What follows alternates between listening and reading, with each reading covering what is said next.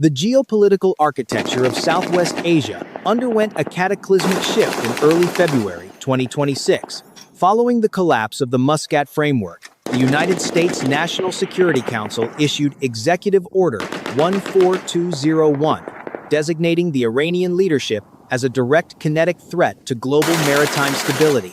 The strategic objective was singular and absolute: the extraction or neutralization of the supreme leadership of the Islamic Republic of Iran. Military balance sheets at the onset of hostilities favored a doctrine of overwhelming rapid dominance. The United States Central Command mobilized the XE Airborne Corps and the 1st Armored Division, representing a concentrated force of 450 M1A2 SEPV-3 Abrams main battle tanks and 200 Bradley fighting vehicles. This mechanized fist was supported by the USS Abraham Lincoln Carrier Strike Group, wielding a concentrated arsenal of Tomahawk land attack missiles and the sustained strike capacity of 2 carrier air wings. The Iranian defense posture relied on the 1st and 2nd Armored Divisions of the Islamic Republic of Iran Army, Artesh, and the mechanized brigades of the Islamic Revolutionary Guard Corps. The Iranian naval presence in the Strait of Hormuz centered around the newly commissioned $2 billion heavy frigate and a combined fleet of Ghadar-class attack vessels. Total Iranian ground strength was estimated at 120,000 active combatants, with 1,500 aging T-72S and local Zulfikar variants. Tactical doctrine from the Pentagon emphasized the deep strike concept, bypassing peripheral skirmishes to decapitate the command and control apparatus in Tehran. The U.S. naval strategy focused on the immediate annihilation of the Iranian surface fleet to secure the energy corridor. Iran's military high command, operating from the Imam Ali Central Command Center, prepared for a war of attrition, utilizing the rugged topography of the Zagros Mountains as a natural fortification. The theoretical collision of these two military doctrines set the stage for the largest conventional engagement of the 21st century. Historical records indicate that by 0400 hours on February 3, the deployment phase concluded. The United States military had achieved a state of total combat readiness. The operational theater was locked. Diplomacy was formally terminated. The strategic initiative remained firmly in the hands of the American High Command as the first wave of kinetic assets reached their release points over the Persian Gulf. The transition from infantry skirmishes to heavy armored warfare occurred at 0900 hours as the U.S. 1st Armored Division crossed the border into the flat, sun-baked plains of Khuzestan. The primary objective was the destruction of the Iranian 81st Armored Division, which had dug in behind a series of reinforced anti-tank ditches. The horizon was dominated by the silhouettes of M1A, 2 SEPV, 3 Abrams tanks, advancing in a wide wedge formation. The American armor utilized its superior fire control systems to engage Iranian T-72S tanks at ranges exceeding 3,000 meters. The first shots of the heavy engagement were fired by the lead platoon of the 67th Armor Regiment, 120mm M829. A 4 armor-piercing fin-stabilized discarding Sabot rounds impacted Iranian turrets with catastrophic kinetic energy. The Iranian response was a concentrated barrage of 125mm smoothbore fire. The Iranian Zulfikar, 3 tanks, moving in hull-down positions, attempted to blunt the American spearhead. The desert floor erupted in pillars of sand and fire as rounds struck the reactive armor of the Abrams tanks. Despite the volume of Iranian fire, the depleted uranium armor of the American tanks proved impenetrable at long range. The 1st Armored Division did not slow its pace. The rhythmic firing of the 120mm cannons was relentless, creating a continuous roar that echoed across the plains. By midday, the engagement escalated into a massed tank battle involving over 400 armored vehicles. The U.S. 2nd Brigade combat team executed a flanking maneuver, catching an Iranian armored column in the open. The results were devastating. M1A2 Abrams tanks fired on the move, their stabilized guns maintaining a 95% hit probability. Iranian T-72S tanks suffered from immediate ammunition cook-offs, their turrets being jettisoned high into the air as the internal carousels ignited. The American Bradley fighting vehicles operated in tandem with the tanks, utilizing Tau-2B missiles to strike Iranian armor from the flanks. The wire-guided missiles arched over the battlefield, plunging into the thin roof armor of the Iranian vehicles. The Iranian 16th Armored Division attempted a desperate countercharge near the city of Avaz. 200 Iranian tanks surged forward in a suicidal rush, hoping to close the distance and negate the American range advantage. The battlefield descended into a chaotic melee of steel and high explosives. The air was thick with the smell of burnt diesel and cordite. American tank commanders, operating with superior situational awareness from their cupolas, coordinated fire sectors to intercept the charging Iranian mass. The 120mm heat rounds shredded Iranian light armored personnel carriers, while the sabot rounds continued to punch through the main battle tanks. The Iranian heavy frigate, positioned in the northern Persian Gulf to provide naval gunfire support, attempted to intervene. The vessel's 76mm main gun opened fire on American coastal positions. However, the U.S. Navy's response was instantaneous. A salvo of Harpoon Block II missiles was launched from the USS Abraham Lincoln's escort destroyers. The $2 billion Iranian vessel attempted to deploy its defensive batteries, but the sheer volume of incoming missiles overwhelmed its systems. 4 harpoons impacted the hull simultaneously, tearing through the superstructure and detonating the forward magazine. The ship was engulfed in a massive fireball, breaking in two and sinking within minutes. This loss signaled the total collapse of Iranian naval influence in the sector.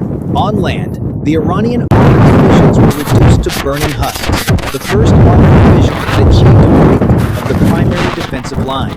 The American tanks pushed through the wreckage, their tracks crushing the remains of Iranian T-72s. The Iranian armored reserves had been committed and destroyed in less than 6 hours of continuous combat. The tactical landscape was now an open graveyard of Iranian heavy weaponry. The American army was largely intact, with only minor heavy vehicles. The escalation of armored fire, the qualitative gap between the two forces was insurmountable. The and unobstructed heavy brigades prepared to link up with the airborne divisions for the next phase of the accelerated the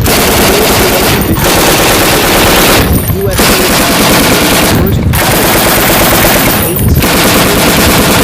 synchronized multi-axis assault. The Iranian High Command, in a desperate bid to preserve the capital, deployed the 21st Hamzeh Infantry Division and the 58th Commando Division to establish a line along the mountain of Iran. It was no longer a series of it was a total involving over 6,000 fire assets. Phase of this dominated by the vast application of American tube and a 7-palleted 150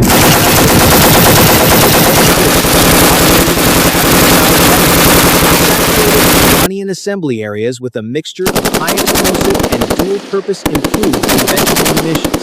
The sky over the Zagros foothills was illuminated by the continuous streaks of M270 multiple launch rocket systems, MLRS.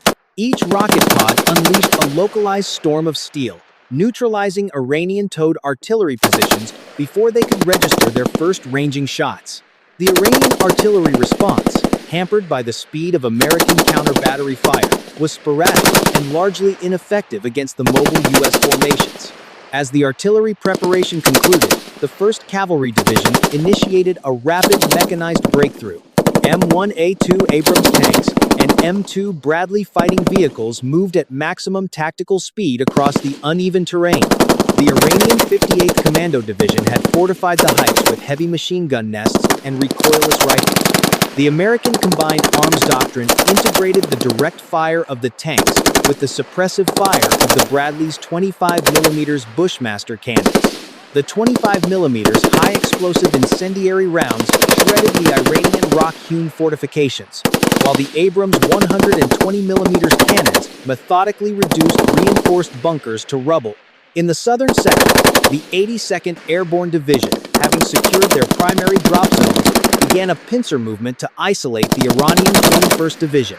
The paratroopers utilized M119 105mm howitzers and Javelin anti-tank missiles to blunt Iranian counterattacks. The Iranian infantry, though numerically superior, found themselves caught in a crossfire between the advancing heavy armor from the west and the airborne blocking positions to the east. The synergy of the American combined arms team was absolute. Every Iranian move was met with a pre-planned and overwhelming kinetic response. The Iranian IRGC, Al-Quds mechanized brigades, were committed as a tactical reserve to plug the gaps in the crumbling front line. They encountered the 1st Cavalry Division in the Marv-Dasht Plain. The resulting engagement was a textbook display of armored maneuver warfare. The U.S. tanks utilized hunter-killer tactics. The commanders identified targets and passed the data to the gunners in a continuous cycle of destruction. Iranian BMP-2 infantry fighting vehicles were decimated by the combined fire of Bradley Tau missiles and Abrams Sabot rounds. The Iranian mechanized infantry, forced to dismount under fire, were systematically engaged by the coaxial 7.6mm machine guns and the suppressive fire of the infantry squads following the armor. By the 18th hour of the divisional engagement, the Iranian 21st and 58th Divisions had ceased to function as cohesive fighting units. The chain of command had disintegrated. Small pockets of Iranian resistance remained, but they lacked the heavy weaponry and coordination to stall the American advance. The U.S. divisions maintained their momentum, refueled by mobile assets that stayed within the protected corridors of the armored spearhead. The battlefield was a testament to the lethality of modern integrated warfare. The landscape was scarred by deep craters and choked with the blackened remains of hundreds of Iranian armored vehicles and transport trucks. The American Big Red One, 1st Infantry Division, was moved forward from the reserve to begin the final exploitation of the breach. This division-level maneuver forced the remaining Iranian defenders to abandon their prepared positions and retreat toward the urban sprawl of Tehran. The American High Command maintained a relentless pressure, ensuring that the retreating Iranian forces could not regroup or establish a secondary line of defense. The air remained thick with the smell of burning rubber and chemical propellants, the silent witnesses to the total destruction of Iran's conventional land power. The divisional war had reached its climax. The Iranian military's ability to conduct large-scale maneuvers was extinguished. The 1st Cavalry Division's banners were now visible from the outskirts of the capital's southern industrial zones. The combined arms assault had achieved its goal, the total paralysis of the Iranian defensive apparatus and the isolation of the seat of government. The stage was now set for the final, massive surge of the army group to conclude the operation and secure the high-value target. The operational scale shifted from divisional maneuvers to a massive theater-level offensive as the United States Third Army transitioned into a field army configuration for the final assault on the Tehran defense sector. This phase represented the total application of the American kinetic arsenal. 3 full heavy divisions, the 1st Armored, 1st Cavalry, and 3rd Infantry, aligned their frontages to create a continuous wall of steel 60 kilometers wide. Facing them was the remnants of the Iranian Central Command, 5 weakened regular army divisions, and the elite Tehran-based IRGC Mechanized Corps. This was no longer a battle of positions, it was a campaign of systematic annihilation. The bombardment that initiated the climax was unprecedented in the 21st century. At 0200 hours, over 200 M109, A7 Paladin howitzers, and 80 M270 MLRS platforms commenced a time-on-target strike. 10,000 high-explosive shells and 2,000 rockets impacted the Iranian Greenbelt fortifications around the capital within a 20-minute window. The seismic shock of the impact was felt 50 kilometers away. Iranian bunkers, built to withstand conventional airstrikes, were pulverized by the relentless cadence of the 155mm fire. The American artillery doctrine shifted to rolling barrage mode, moving the wall of fire 300 meters forward every 60 seconds to screen the advancing armor. The 1st Armored Division led the central thrust, targeting the IRGC's 1st Tharala Division. The American M1A2 Abrams tanks advanced in battalion mass, their engines roaring in a low-frequency hum that vibrated through the earth. The Iranian defenders unleashed their remaining inventory of heavy weaponry, 122mm D-30 howitzers, fired directly into the American ranks at point-blank range, but the American armor refused to buckle. The Abrams fire control systems processed multiple targets per second. Every Iranian muzzle flash was met with an immediate 120mm sabot round. The Iranian armored lines, composed of upgraded T-72 M1S and local Karar tanks, were shredded. The Karar tanks, despite their modern appearance, lacked the metallurgy to survive the American M829A4 projectiles, which punched through the frontal glacis and exited through the engine blocks. On the eastern flank, the 1st Cavalry Division executed a high-velocity envelopment of the Ray Industrial Zone. The engagement turned into a massive industrial-scale slaughter. Iranian infantry units, trapped in the concrete labyrinths of refineries and factories, were engaged by Bradley fighting vehicles, utilizing 25mm armor-piercing rounds to collapse entire wall sections. The 25mm fire acted like a giant chainsaw, severing support pillars and burying Iranian heavy machine gun nests under tons of debris. The U.S. infantry, moving behind the protection of the Bradleys, cleared the remaining pockets of resistance with M32 multiple grenade launchers and thermobaric hand grenades. The Iranian 58th Commando Division, once the pride of the Artesh, was caught in the open while attempting to redeploy. The 1st Cavalry's tanks overran their positions, the heavy tracks literally grinding Iranian-towed anti-tank guns into the mud. The Iranian High Command attempted a final desperate massing of their strategic reserve, the 3rd Zulfikar Mechanized Brigade. They launched a counterattack into the seam between the 1st Armored and 3rd Infantry Divisions. For 90 minutes, the largest tank engagement of the conflict took place near the Tehran-Qom Highway. Over 600 armored vehicles traded fire in a concentrated area of 12 square kilometers. The air was blackened by the smoke of burning petroleum and the gray dust of pulverized concrete. The American tanks utilized their superior thermal optics to fire through the dense smoke, hitting Iranian targets that were effectively blind. The Iranian counterattack shattered against the American line. Within an hour, 70% of the Zulfikar Brigade was neutralized. The highway became a highway of death, choked with the burning carcasses of BMPs, Zulfikars, and transport trucks. To the west, the 82nd Airborne and 101st Airborne Divisions, Air Assault, moved to seal the northern escape routes into the Al-Borz Mountains. They engaged the Iranian 23rd Special Forces Division in the Karaj Corridor. The fighting here was a brutal display of light infantry Horlook.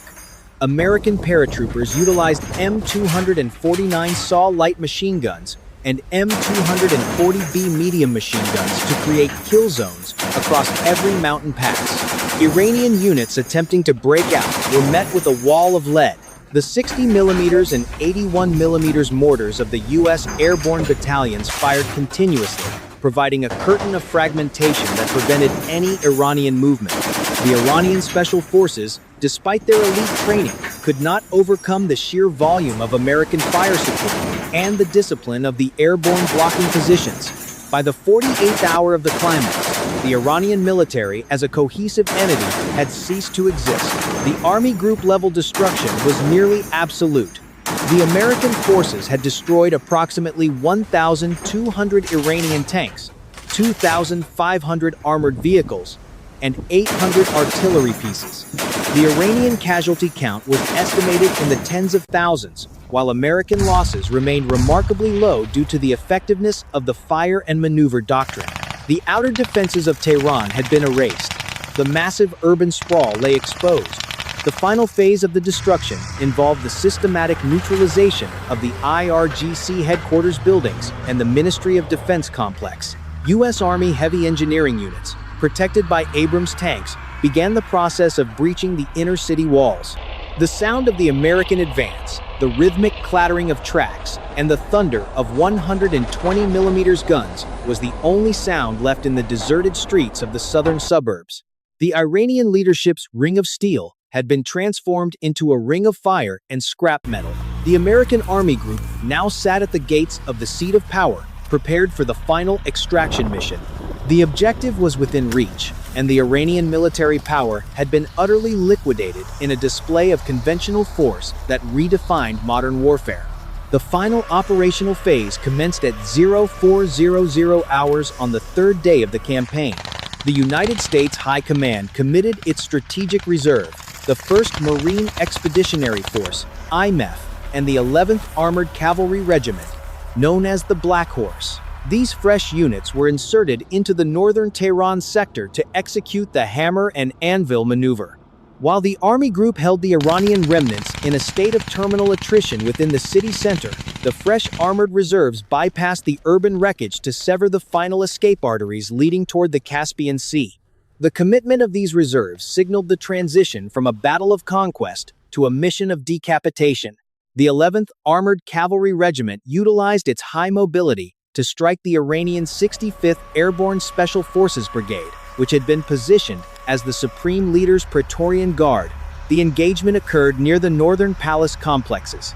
American M1A2 Abrams tanks, fueled and rearmed for the final thrust, engaged Iranian technicals and light armored vehicles at point-blank range. The 120mm canisters rounds, filled with thousands of tungsten spheres, were utilized for the first time in the urban corridors, clearing entire streets of Iranian paramilitary resistance in single volleys. The Iranian 65th Brigade attempted to establish a defensive perimeter using anti-tank ditches and improvised barriers, but the American heavy engineers, utilizing M1 ABV assault breacher vehicles, neutralized these obstacles within minutes. Simultaneously, the U.S. Marines of IMEF launched a multi-axis assault on the Ministry of Intelligence and the IRGC Thurala headquarters. The combat was characterized by the extreme application of direct fire. Marine M777 A2 howitzers were brought into the city streets, firing 155mm shells in direct fire mode to collapse the reinforced facades of government ministries. The Iranian IRGC units, realizing the end was near, mounted a series of suicidal countercharges. Wave after wave of Iranian infantry surged toward the marine lines, only to be decimated by the interlocking fire of M240B machine guns and the rapid-fire 25mm cannons of the LAV, 2 light armored vehicles. The American line did not budge. The reserves fought with a cold, mechanical efficiency that broke the spirit of the remaining defenders. Inside the Sadabad Palace complex, the situation for the Iranian leadership reached a terminal state. At 2,200 hours, under the cover of a moonless night and the smoke of the burning city, Ali Khamenei and a small contingent of high-ranking IRGC officials abandoned the Central Command bunker. The escape was conducted in a convoy of nondescript civilian SUVs, attempting to blend into the chaos of the fleeing civilian population.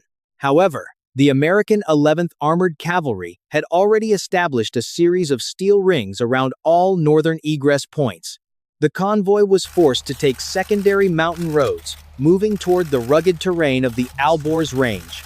The American pursuit was relentless. A company of U.S. Army Rangers, operating from heavy transport assets, was diverted to intercept the high-value target, HVT convoy. Near the mountainous pass of Chalice, the Iranian escape force encountered an American blocking position consisting of 2 M1A, 2 Abrams tanks, and 3 Bradley fighting vehicles. The Iranian security detail attempted to engage with RPG, 2 9 launchers, but the American armor's reactive tiles neutralized the impacts. The Bradley's 25mm cannons systematically disabled every vehicle in the convoy, targeting engine blocks and tires with surgical precision. The Iranian Supreme Leader, Ali Khamenei, survived the initial kinetic strike and was extracted from a disabled SUV by American Special Operations teams. The extraction was conducted with clinical speed. The HVT was secured, bound, and transported to a secure holding facility within 30 minutes of the intercept. Back in the heart of Tehran, the surrender of the remaining Iranian regular army units began in the early hours of February 6.